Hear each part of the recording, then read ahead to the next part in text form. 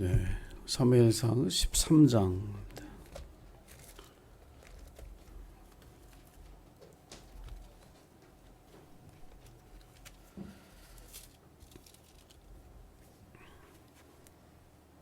(5절부터) 13절입니다.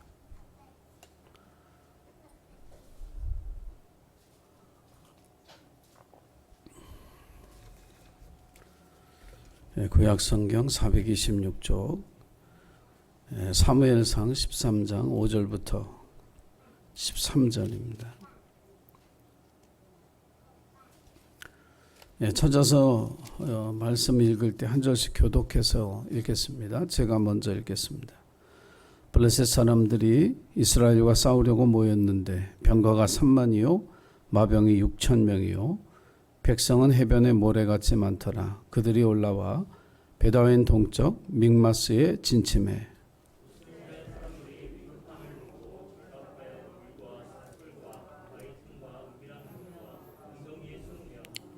어떤 히브리 사람들은 요단을 건너 갓과 길르앗 땅으로 가되 사울은 아직 길갈에 있고 그를 따른 모든 백성은 떨더라.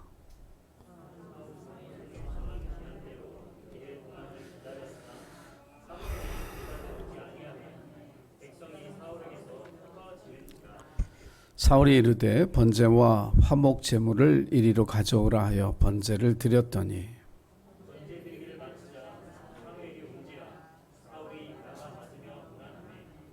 사무엘이 이르되 왕이 행하신 것이 무엇이냐 하니 사울이 이르되 백성은 내게서 흩어지고 당신은 정한 날 안에 오지 아니하고 블레셋 사람은 믹마스에 모였음을 내가 보았으므로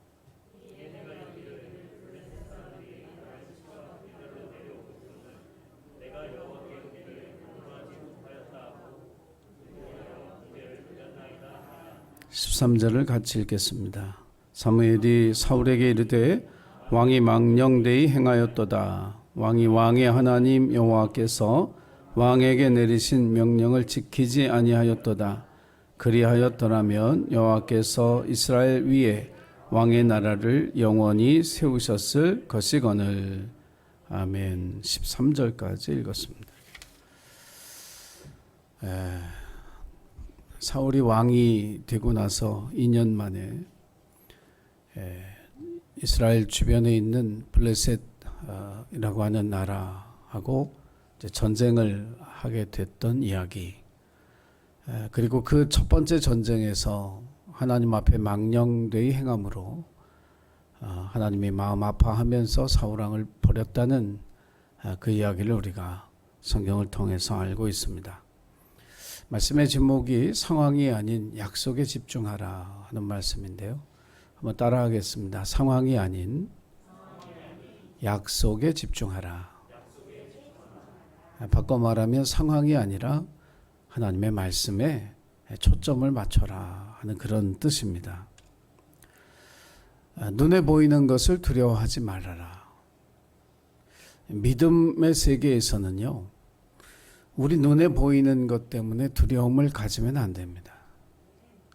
히브리서 11장에서 믿음에 대한 이야기를 성경이 우리에게 해줄 때에 믿음은 바라는 것들의 실체고 보지 못하는 것들의 증거다 이렇게 얘기했습니다. 그러니까 믿음이라는 것 자체가 보지 못하는 것에 대한 증언이고 증거다라고 하는 거예요. 그러니까 우리의 믿음이라고 하는 게 보지 못하는 것을 믿는 것이다라고 하는 전제가 깔려 있습니다. 하나님이 세상을 창조하셨다. 우리 보지 못했습니다. 예수님이 십자가에 죽으셨다. 우리 보지 못했습니다. 마지막 때 하나님께서 이 땅에 오셔서 이 세상을 심판하실 것이다. 우리 보지 못했습니다. 그러나 우리는 믿음 안에서 하나님이 창조의 아버지시고 예수님께서 우리의 구원자시며 하나님 세상의 심판자라는 사실을 확신하고 이 사실을 믿고 있습니다. 사단은 우리에게 눈으로 보는 것으로 인해서 두려움을 갖도록 만드는 그러한 전략을 피죠. 그러니까 눈으로 보는 것, 이것을 통해서 우리에게 불안과 두려움을 갖게 함으로써 하나님에 대한 신뢰를 거두게 만들고 하나님 의심하게 만들고 하나님에게서 떨어지게 만드는 이것이 사단의 전략입니다. 7절 제일 마지막 말씀에 성경은 이렇게 기록했습니다. 모든 백성은 떨었다. 모든 백성은 떨었다. 왜 떨었을까요? 하나님을 믿는 백성들이 왜 떨었을까요? 그들의 눈에 보여진 것 때문에 떨었습니다. 뭘 봤느냐 하면 병거가 3만, 마병이 6천, 백성은 해변의 모래와 같은 블레셋 사람들의 군대와 그 숫자를 보면서 떨었습니다. 야, 이제 우리 죽었구나. 저 사람들하고 전쟁했다가는 우리 패배하고 지겠구나. 사울왕의 입장에서도 얼마나 안타까워요. 두려움에 떠는 백성들을 데리고 어떻게 전쟁을 하겠어요? 담대한 용기를 가지고 우리가 적군과 싸워서 이길 수 있다고 믿는 그런 사람들을 데리고 싸워도 이길까 말까 한데 두려워 떠는 사람들을 데리고 전쟁을 하면 그 결과가 어떻게 되겠어요?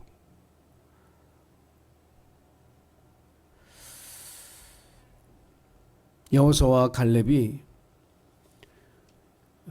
12명의 각 지파의 수령들을 뽑아서 가나안 땅을 정탐할 때 여호수아와 갈렙을 포함해서 12명이 가나안 땅을 다녀왔습니다. 민수기 13장 33절에 보면 그들이 다녀와서 이렇게 고백했습니다. 그 땅에서 네피림 후손인 아낙 자손인 거인을 우리가 보았는데 우리는 스스로 보기에도 메뚜기 같으니 그들이 보기에 똑같이 우리를 메뚜기처럼 보았을 것이다. 그렇게 얘기합니다. 믿음의 사람들은 눈에 보이는 것으로 사람을 판단하지 않습니다. 하나님이 외모로 사람을 판단하지 않는 것처럼 우리의 중심을 보시는 것처럼 믿음의 사람들 또한 외모로 사람을 판단해서는 안 됩니다. 그 중심을 볼 줄 아는 그런 믿음의 눈, 지혜로운 눈을 갖고 우리가 사람들을 대해야 하죠. 우리 눈에 보이는 어떤 상황, 또 불행한 일, 절망적인 어떤 일들, 이런 것으로 인해서 앞으로도 그렇게 될 것이다 라고 예단하지 않습니다. 그렇게 판단하지 않습니다. 믿음의 사람들은 사람을 외모로 판단하지 않는 것처럼 우리에게 닥쳐진 일들도 세상 사람들처럼 이렇게 될 것이다, 저렇게 될 것이다, 우리의 지식과 경험을 근거로 해서 판단하지 않는다라고 하는 거예요. 왜냐하면 그리스도인들은 눈에 보이지 않는 세상이 있음, 영적 세계가 있음을 우리는 믿고요. 세상의 주인 되신 하나님을 믿고 있기 때문에 그렇습니다. 아마 이 세상 사람들에게 나가서 하나님 살아계십니다 라고 이야기하면 다들 의아해 할 겁니다. 믿을 수 없다고 이야기할 겁니다. 하나님이 살아계시다면 세상이 왜 이 모양이냐고 우리를 향해서 오히려 질문을 할지도 모르죠. 그러나 우리는 이렇게 믿습니다. 이 세상의 주인 되신 하나님은 살아계시다. 이런 혼란과 이런 혼돈과 이런 아픔과 슬픔이 있는 이 세상 가운데도 하나님 살아계시고 이 세상의 역사와 사람들의 삶을 인도하신다라고 하는, 우리 인생과 역사의 주권자 되신다라고 하는 사실을 믿음으로 고백하는 사람이 바로 믿음의 사람이죠. 다윗은 골리앗 앞에 섰을 때 그의 눈에 보이는 골리앗을 본 것이 아닙니다. 그와 함께 하신 하나님, 골리앗보다 더 크신 하나님을 보았습니다. 이것이 믿는 사람의 시선이어야 합니다.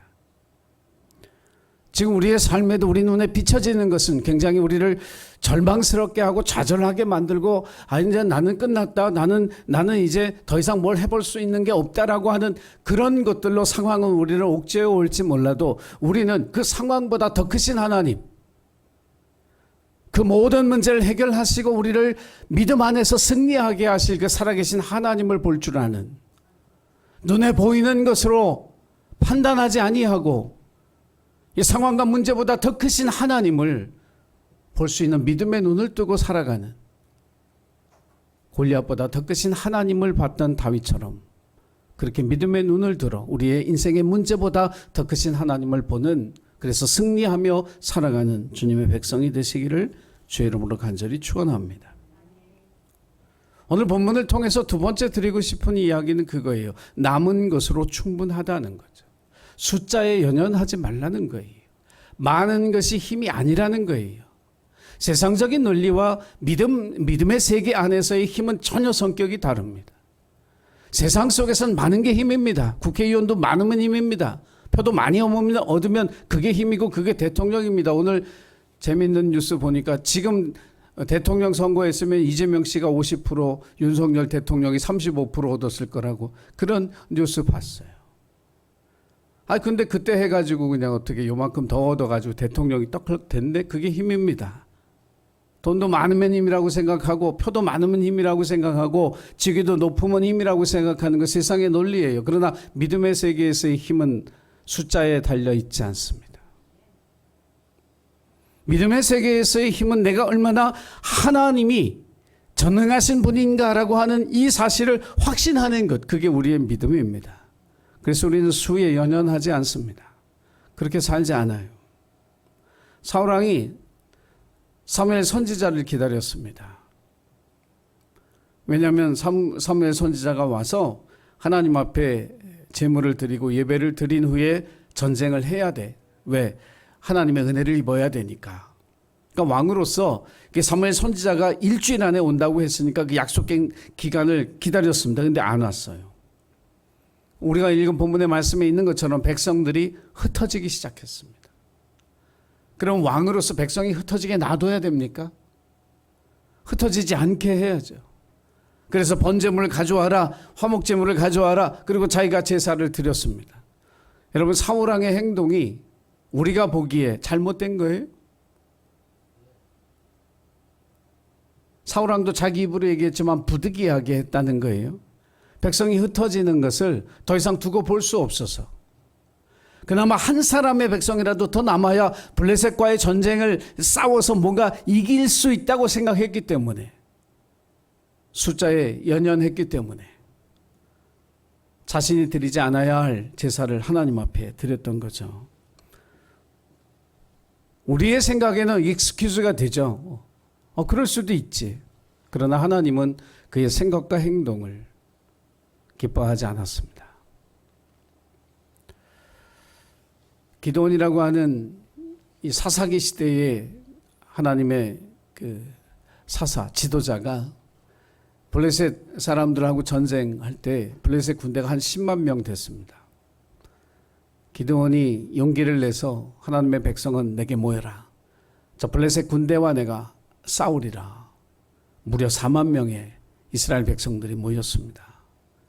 그래, 저쪽은 10만 명이고 나는 4만 명이지만 그래도 4만 명 대 10만 명이면 한번 붙어볼 만 하겠다. 근데 하나님이 자꾸 보내랍니다. 이래서 보내고 저래서 보내고 이렇게 보내고 저렇게 보내고 나중에 300명만 남았습니다. 그리고 하나님 그 300명으로 블레셋 10만의 대군을 물리치고 승리를 거두셨습니다. 믿음 안에서의 힘은 하나님의 능력을 신뢰하는 겁니다. 많은 숫자가 아니라고 하는 거예요. 사울왕은 그 사실을 알았어야 됩니다. 이 백성이 다 흩어져도 두 사람, 세 사람이 남아도 그것으로 충분하다. 그 믿음을 가지고 사무엘을 기다려야 했던 것이 사울왕의 태도였던 거죠. 여러분, 우리가 인생을 살아가면서 원칙이라고 하는 게 있습니다. 그 원칙이라고 하는 게 뭐냐면 모든 경우에 동일하게 적용되는 게 원칙입니다. 나에게 적용되는 원칙과 다른 사람에게 적용되는 원칙이 다르면 그건 원칙이 아닙니다. 내 자식에게 적용하는 원칙과 남의 자식에게 적용하는 원칙이 다르면 그건 원칙이 아닙니다. 우리가 신앙생활을 하면서 자꾸 상황에 초점을 맞춥니다. 그래서 하나님의 약속 대신에 상황에 초점을 맞추기 때문에 우리의 신앙이 원칙이 흔들려요. 원칙 없는 신앙생활이 됩니다. 경우에 따라서 신앙의 모습들이 다 달라져요. 과연 그걸 하나님이 기뻐하실까? 사울은 부득이하게 내가 제사를 드릴 수밖에 없었다고 설명했습니다. 백성들이 흩어지려고 해서 그 흩어짐을 내가 멈추기 위해서 하나님 앞에 내가 제물을 드렸습니다. 제사를 드렸습니다. 사무엘은 하나님의 말씀을 대언해서 그에게 뭐라고 얘기했냐면 왕이 망령되이 행하였다. 당신이 행한 일은 부득이한 사정에 의해서 한 게 아니라 망령된 일이었다고 책망했습니다. 신앙은 원칙입니다. 원칙적인 신앙생활을 해야 됩니다. 감리교 운동을 시작한 존 웨슬리는 원칙주의자였습니다. 정해진 시간에 기도했습니다. 정해진 금액을 헌금했습니다. 그 중에 정해진 금액을 구제하는 데 썼습니다. 정해진 날에 금식했고 정해진 시간에 성경을 읽었습니다. 홀리클럽이라고 하는 이 하나의 그 동호회를 만들면서 옥스퍼드 대학 안에 이 그룹에 속한 모든 사람들은 원칙적인 신앙생활을 했습니다. 규칙을 정해놓고 했죠. 그래서 그 사람들의 별명이 메도디스트, 규칙주의자였습니다. 그것이 오늘날 감리교회의 이름이죠. 이런 얘기를 하면 신앙이 참 구닥다리 같다고 생각할지 모릅니다. 너무 오래된 전통 같아 보이죠. 한마디로 그런 신앙 너무 답답하지 않을까. 그러나 상황에 맞춘 신앙생활을 통해서는 블레셋을 이길 수 없습니다. 그것이 오늘 본문이 우리에게 가르쳐주고 있는 너무나 명백한 메시지고 교훈입니다. 부득이하게. 여러분, 하나님 앞에는 부득이하게가 아니라 약속에 집중함으로써 인내로서 하나님의 약속을 믿고 기다리고 지키는 그 믿음을 하나님 귀히 여기시고 그 믿음을 통해서 승리를 거두시는 하나님이신 줄로 믿습니다. 상황이 아닌 하나님의 약속, 상황이 아닌 하나님의 말씀, 여기에 여러분의 신앙의 원칙을 세우고 살아갈 때 하나님은 우리가 잃어버린 것, 우리에게 없는 것, 이것이 아니라 우리가 가진 그 작고 연약하고 보잘것없는 것을 통해서 위대한 승리를 거둘 수 있도록 우리의 삶을 이끌어 가실 줄로 믿습니다. 그런 승리자가 되시기를 주의 이름으로 간절히 부탁을 드립니다. 기도하겠습니다. 우리의 눈에 보이는 것 때문에 두려워하지 않게 하옵소서. 우리가 마주한 상황이 아무리 크고 절망스럽고 우리를 짓누른다 할지라도 골리앗보다 크신 하나님을 봤던 다윗처럼 홍해 속에 깊은 그 바다 속에 길을 보았던 모세처럼 여리고를 둘러싸고 계신 하나님을 보았던 여호수아처럼 눈에 보이는 것 때문에 두려워하지 아니하게 하시고 우리와 함께 하시는 하나님으로 인해서 담대하게 믿음으로 승리하는 저희들 되게 하여 주옵소서. 상황을 보며 두려워 떨지 않게 하시고 하나님의 약속의 말씀을 붙들고 인내로서 믿음으로 승리할 수 있는 우리 모두가 되어질 수 있도록 하나님 역사하시고 축복하여 주셔서 날마다의 삶 속에서 하나님의 약속 위에 세운 신앙으로 승리하며 살아가는 주님의 거룩한 자녀들이 되도록 인도하여 주옵소서. 감사드리며 예수님의 이름으로 기도하옵나이다. 아멘.